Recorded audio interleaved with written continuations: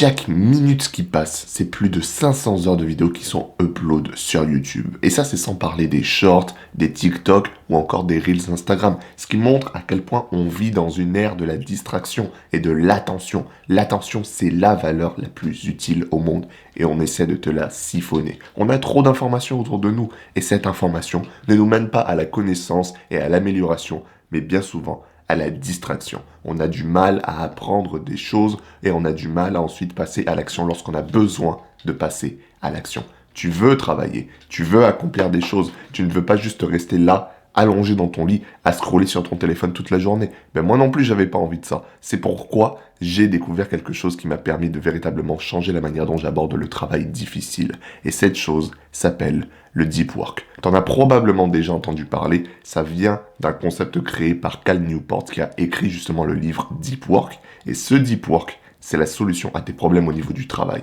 L'idée, c'est qu'on ne veut pas forcément travailler pendant des heures. On ne veut pas travailler 8 heures d'affilée, ça ne sert absolument à rien selon moi. Ce qu'il faut, c'est apprendre à travailler efficacement et à optimiser le temps qui t'est accordé afin de régler chaque problème de ta vie. Et justement, le deep work a été conçu par Cal Newport pour minimiser les distractions et maximiser la productivité à long terme. Ce qui est hyper utile étant donné qu'on vit en ce moment dans une renaissance digitale. Pense-y, peut-être que t'es un jeune qui veut lancer une chaîne YouTube mais t'arrives pas à te lancer. T'as du mal à rester consistant, t'as du mal à trouver des idées car ton cerveau est constamment embrouillé par les distractions ambiantes. Peut-être que t'es un gérant d'entreprise et que tu veux améliorer tes productivités afin d'améliorer ton chiffre d'affaires à la fin de l'année. Peut-être que t'es juste quelqu'un qui veut arrêter de scroller toute la journée sur son téléphone.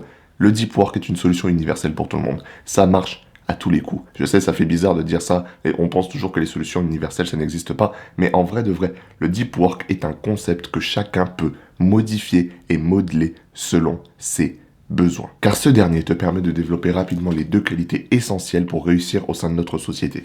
La première étant la capacité à acquérir des compétences rapidement et la deuxième à produire du travail de qualité. Comment tu crois que les mecs qui font mieux que toi, les meilleurs entrepreneurs, les meilleurs youtubeurs, toutes les personnes qui ont ton même âge, tes mêmes compétences arrivent à travailler mieux que toi? C'est parce que eux, ils ont compris et ils appliquent le principe. Eux, ils connaissent le secret. Eux, ils savent comment ça marche, contrairement à toi. C'est une super compétence que les performeurs de pointe ont réussi à maîtriser afin de produire plus en moins de temps. Donc concrètement, si tu arrives à maîtriser le deep work, tu finiras alors par maîtriser toutes les choses dans ta vie. Cependant, pour réussir à maîtriser le deep work, il faut que tu respectes quelques règles. Premièrement, apprends à te concentrer sur une seule tâche à la fois. Je sais, ça paraît contre-intuitif de se dire que le multitâche n'est pas quelque chose d'utile, n'est pas quelque chose d'efficace. Tu te dis que si tu gères le truc à gauche et que tu gères le truc à droite en même temps, ça veut dire que tu fais 2 fois plus de travail. C'est complètement faux. En gros, imagine que tu as une barre d'énergie dans ton cerveau. Ce qui se passe, c'est que au lieu d'utiliser 100% de ta barre d'énergie sur une tâche afin de l'accomplir correctement, de manière qualitative, ce que tu fais, c'est tu divises cette barre d'énergie selon le nombre de tâches que tu accomplis en même temps. Tu crois que tu accomplis plus de tâches, mais en vérité, tu accomplis beaucoup moins de tâches de moins bonne qualité en même temps, ce qui fait que tu vires ta barre d'énergie et qu'à la fin de la journée, tu te dis « j'ai beaucoup travaillé », alors qu'en vérité, tu n'as pas réellement avancé. Vois ça comme un mec qui avancerait dans une seule direction versus un mec qui fait 5 pas devant lui, 5 pas à droite, 5 pas à gauche, 5 pas un peu à gauche et à droite, 5 pas un peu à droite et à gauche, 5 pas derrière lui. Ah, il sait pas trop où aller et du coup, en fait, il fait 5 pas à chaque fois et après, il change de terrain. Il ne va jamais atteindre sa destination. Celui qui est concentré sur un seul chemin et qui avance tout droit finit par atteindre sa destination. J'en ai parlé dans une dernière vidéo, mais le simple fait de changer de tâche, de te déconcentrer de ce que tu fais, va niquer ta concentration pendant 20 à 30 minutes. C'est le temps qu'il faut pour te reconcentrer après sur la nouvelle tâche. Donc, quand tu switches constamment de tâche, tu ne vas nulle part. Ce qui veut dire que tu as besoin d'apprendre à rester focus sur un seul truc. Arrête de vouloir faire plusieurs choses en même temps, tu n'as que 2 mains et tes 2 mains devraient être employées pour une seule tâche à la fois. Des techniques qui marchent pas mal ici pour arriver à se concentrer, c'est par exemple la technique du Pomodoro. Alors j'aime bien le Pomodoro, c'est marrant, tu vois, c'est tu travailles pendant 20, 25, 50 minutes et ensuite tu prends une pause de 5 minutes avant de reprendre. Tu vois, c'est un peu la technique comme ça. 20 minutes de travail, 5 minutes de pause. Et après 20 minutes de travail, 5 minutes de pause. Et tu le fais aussi longtemps que tu veux. Sauf que moi, je te proposais une version alternative à ça. Au lieu de prendre tes 5 minutes de pause, ce que tu vas mettre, c'est prendre ton téléphone et mettre le chronomètre sur ton téléphone. Et là, tu poses le chronomètre et juste, tu te mets à travailler sur ta tâche. Et tu vois jusqu'où tu peux aller. Tu calcules ton temps. Vois ça comme un record personnel. Tu es dans les Jeux Olympiques de la productivité. T'as ton chronomètre qui est en train de ticker et tu dois rester concentré sur cette même tâche le plus longtemps possible. Sans tricher, hein. Si tu es distrait, tu coupes le chronomètre. Si tu arrêtes la tâche, tu coupes le chronomètre. Et à chaque fois, l'idée, c'est d'améliorer ton meilleur temps. Vois ça comme un coureur qui veut battre son record. C'est la même chose.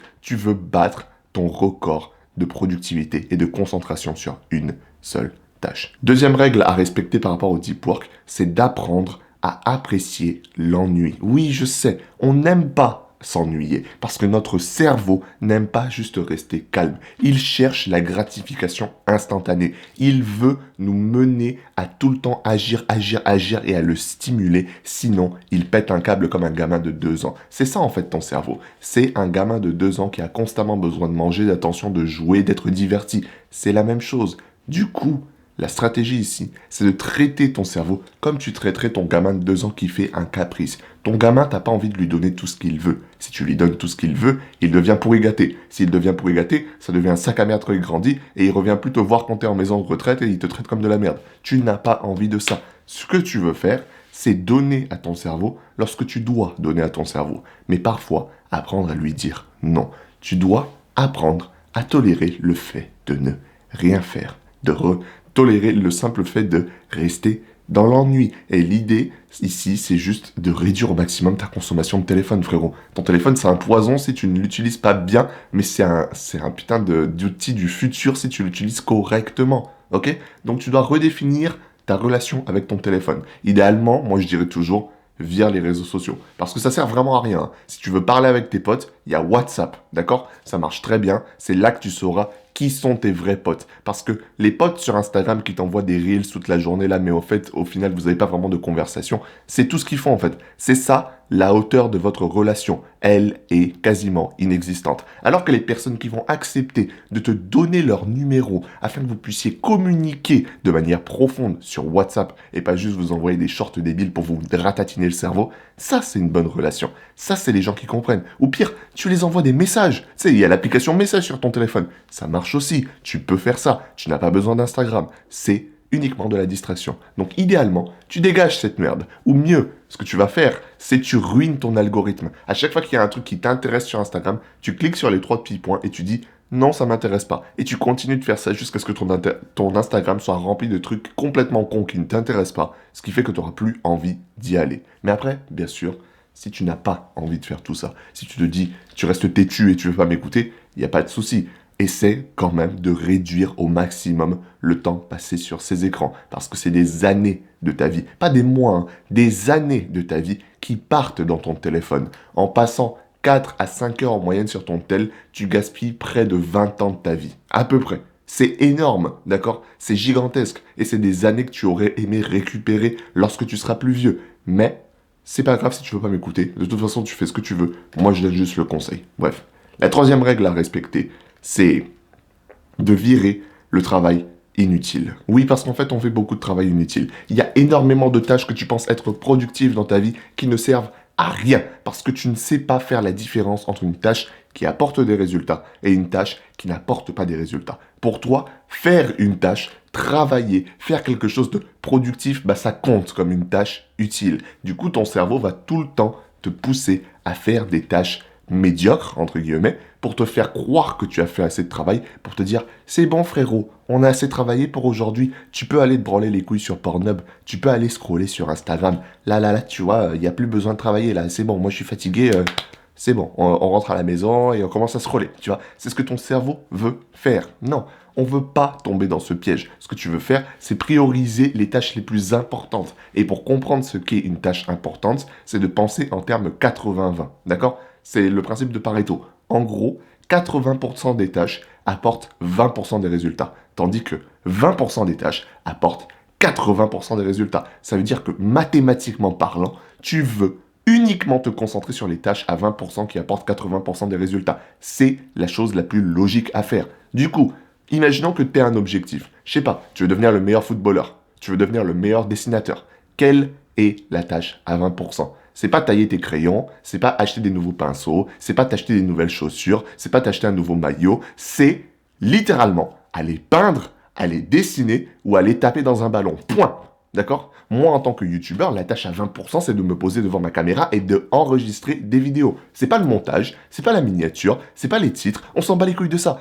On veut juste que je me pointe devant ma caméra et que j'enregistre une vidéo. C'est ça qui apporte les vues, c'est ça qui apporte les abonnés, c'est ça qui apporte la monétisation YouTube. À la fin, c'est tout ce qui compte. Donc pense véritablement à ce que tu veux faire dans ta vie, la chose que tu vas accomplir. Si tu veux devenir berger, si tu veux devenir, je sais pas moi, pirate frérot, j'en sais rien, un pirate informatique, si tu veux devenir un hacker, tu fais ce que tu veux. Mais l'idée, c'est de te concentrer sur la grosse tâche qui apporte le plus haut rendement et de faire uniquement cette tâche, ou du moins la mettre en avant au maximum. On ne veut pas faire les tâches à la con, qui nous font croire qu'on est réellement productif, mais qui en vérité drainent notre énergie sur le long terme. Crois-moi, si tu arrives à faire ça, ce qui est assez simple en vérité, si tu t'y mets vraiment, tu vas y arriver sans problème. Si tu arrives à faire ça, tu vas commencer à avoir ce qu'on appelle du flow, c'est-à-dire rentrer dans un état de focus extrême, presque sans effort, lorsque tu fais ta tâche importante. C'est aussi un autre terme pour deep work, justement. C'est l'idée de te lancer dans un taf et d'être tellement concentré que tu bosses presque en automatique. Vois ça un peu comme Goku et l'Ultra Instinct. Goku n'a pas besoin de penser à esquiver, son corps esquive naturellement. Tu n'auras pas besoin de penser à quoi faire, ton corps va faire le taf naturellement, de manière automatique et au meilleur de ses capacité. C'est un peu ce qui m'est arrivé. Au début, moi, j'étais un giga branleur. Il y a quelques années, j'étais un gros branleur.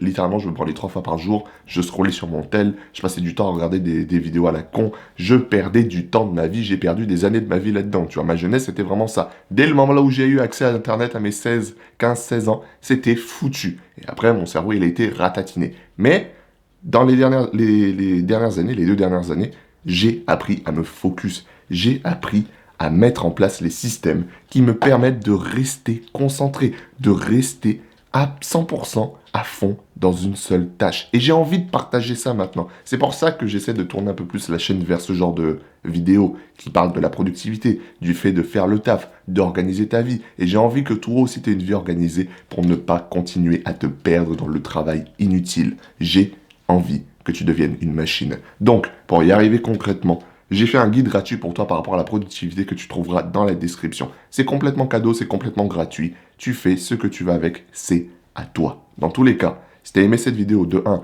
applique les principes réellement. N'écoute pas juste le mec en pull rose qui te dit de faire des trucs mais après ne le fais pas. Hein. Ça, c'est de la masturbation intellectuelle. Tu peux pas cliquer sur une vidéo pour être plus productif et ne pas faire le truc pour être plus productif. J'appelle ça de l'hypocrisie. Non. Fais l'effort, mets les choses en place. Tu auras des résultats si tu le fais sérieusement. Dans tous les cas, continue d'avancer jusqu'à ce que tes ennemis soient détruits. Mais attends, Marble, vu qu'elle... Je suis désolé, elle m'emmerde, regardez. Regarde le chat. Regarde la caméra. Oui, oui. Mouah. Elle est mignonne, hein? Ouais, c'est ça vouloir m'emmerder quand je fais mes vidéos, là. Tu finis par être affiché sur YouTube. Allez, des bisous.